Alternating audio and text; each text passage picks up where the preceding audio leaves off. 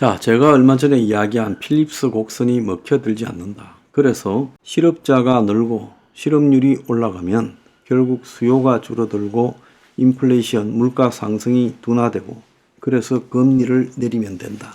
근데 최근에 미국에 갑자기 실업자가 늘고 취업자가 줄었다. 그래서 금리를 인하할 타이밍이다라는 이 전제가 옳느냐? 지금 이런 의문들을 미국 언론이 제기하고 있는데 뉴욕 증시는요, 실업자가 지금 늘었다고 2023년 8월 이후 지난 5월 4일 날 마무리된 한 주간의 실업자가 23만 1000건으로 가장 많아서 노동시장이 식어간다. 그러니까 주식시장이 반갑다면서 지금 주식이 어제 미국에 올랐어요. 자, 이거는 뭘 의미하는가 하면 실업률이 높아지면 금리가 내려갈 거니까 주식이 사람들이 몰릴 거다. 이런 단순 논리로 지금 움직였어요. 실업률이 높아지는 것과 금리 하락이 서로 매치될 수 있는 일인가? 이걸 갖다가 지금 우리가 제대로 봐야 되는 거예요. 자, 오늘 한국 언론에 보면 내수 경기가 회복됐다.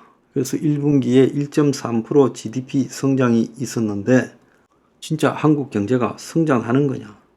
근데 체감 경기는 매우 냉랭하다고 이야기가 나왔어요.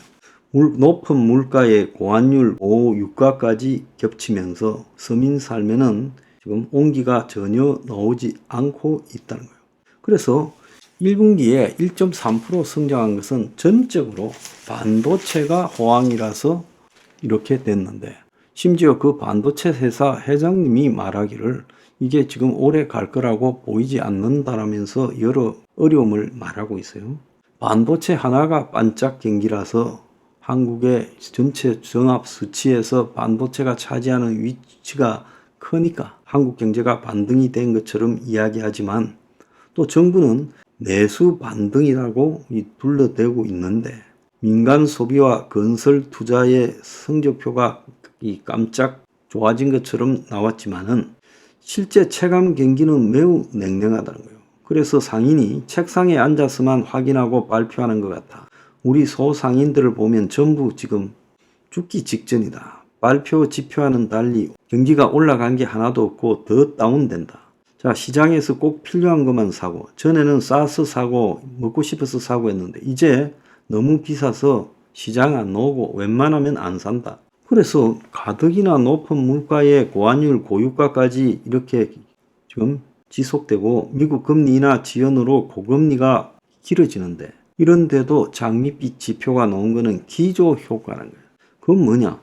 지난 4분기가 워낙 안 좋다 보니까 올 초에 선거 전에 여러 가지 지출을 했잖아요. 그래서 정부가 올 선거, 4월 선거를 노리고 대규모 마무리 공사도 지금 하고 이래서 이런 것들이 지난 4분기에 안 좋았다가 올해 1분기에 집중되면서 한꺼번에 통계로 잡히면서 늘어난 건데 이게 체감 경기하고는 아무 관련이 없다라는 거예요. 근데 당장 2, 4분기도 경기가 좋아질지 의문이다는 거예요. 대기업도 지금 경기 좋아질 거라고 전혀 기대하지 않는다는 거예요. 그래서 누가 회복됐대요 하고 현장에서 지금 작심 발언이 나오고 있어요. 자, 미국에서도 지금 서민 체감 경기가 바닥이다. 그래서 역대급 세수 결손이 지금 터져 나왔다. 이런 이야기가 나오고 있어요. 그래서 한국과 미국이 거의 비슷한 상황이다. 이렇게 지금 보여요. 그래서 미국의 지금 체감 경기로 민심이 나눠져서 그래서 결국 경제가 미국 대통령을 결정짓는다라고 나오고 있어요. 자, 그래서 미국이 경제가 좋아졌다라는 건 상층에서 느끼는 초상층의 효과고 대다수의 하층은 경제가 안 좋아졌어요. 그래서 극단적인 양극화가 진행되고 있고 미국 사회에서 돈이 거대 기업과 극소수 부자에게 집중된다. 한국도 그랬잖아요. 지금 한국이 이 명품 구입이 세계 1위라는 것도 지금 극단적 부자에게 집중된 효과는 거예요. 그래서 백화점 같은 경우에도 일부 좋은 위치에 고급 백화점은 매출이 늘어났고 그러지 못한 대다수의 백화점들은 서민이 사는 지역의 백화점은 매출이 급감하고 있어요.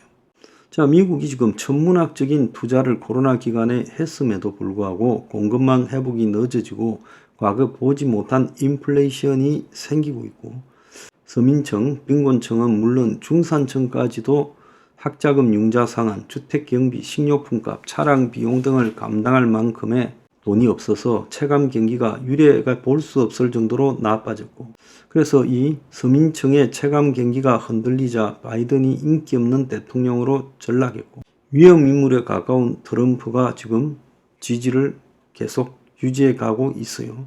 그리고 바이든 지지하는 사람은 지지철회나 비판적 소극적 지지를 하고 있다는 거예요.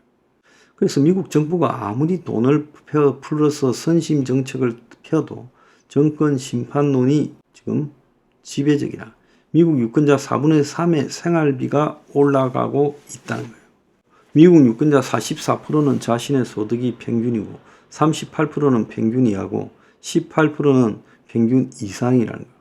그러니까 평균 이하라는 사람이 38%, 소득이 평균보다 훨씬 낮다고 느끼는 사람은 50%가 트럼프 지지하고 바이든은 32%, 평균보다도 훨씬 높다고 생각하는 사람은 55%가 바이든 지지하고 29%가 트럼프 지지한다는 거예요. 그래서 20대, 30대의 젊은 계층이 지금 미국의 체감 경기가 나빠졌다고 지금 트럼프 지지로 기울거나 바이든 지지를 철회하고 있다는 거예요. 그래서 미국의 유권자가 트럼프가 경제 더 잘한다고 지금 46%, 바이든이 더 잘한다는 32%밖에 안 나오는 거예요. 미국인 88%는 누구에게 결정할 때 경제를 보고 선택하겠다, 인플레이션을 보고 선택하겠다가 88, 85%에 이르고 있어요. 자, 바이든이 코로나 이후 생활지원금으로 7조 달러, 미국 제조 부흥과 인프라 구축으로 5조 달러, 12조 달러를 풀었는데 이 천문적인 자금이 고소득층으로 흘러가고 인플레이션을 촉발해서 재정 투자에 역설이 일어나고 있고, 그래서 바이든이 대통령이 된 후 재정 상황이 좋지 않고 이 43%, 40%는 비슷하고 16%만 더 나아졌다는 거예요. 자, 그래서 이 정부 발표 수치가 아니라 체감 경기가 대선을 결정하는 거예요. 한국도 이번에 정부는 수치가 그렇게 나쁘지 않다라고 국민의힘과 더불어 이렇게 경제 문제를 도외시하는 척 했지만 국민들은 체감 경기로 정권을 심판했어요. 미국도 지금 그동안에 그렇게 경기가 좋다는데 제가 끊임없이 미국의 체감 경기가 최악이다 했잖아요. 근데 지금 그렇게 흘러가잖아요. 그러니까 미국 대선이 지금 뻔한 상태고 실업자가 늘면 금리 내려온다라는 헛소리가 이 세상에 지금 유행하고 있는 거야. 이걸 아직도 미국 연준이 믿고 있으니 미국도 얼마나 엉망인 나라입니까? 경제 나쁘면요 모든 게 끝이에요.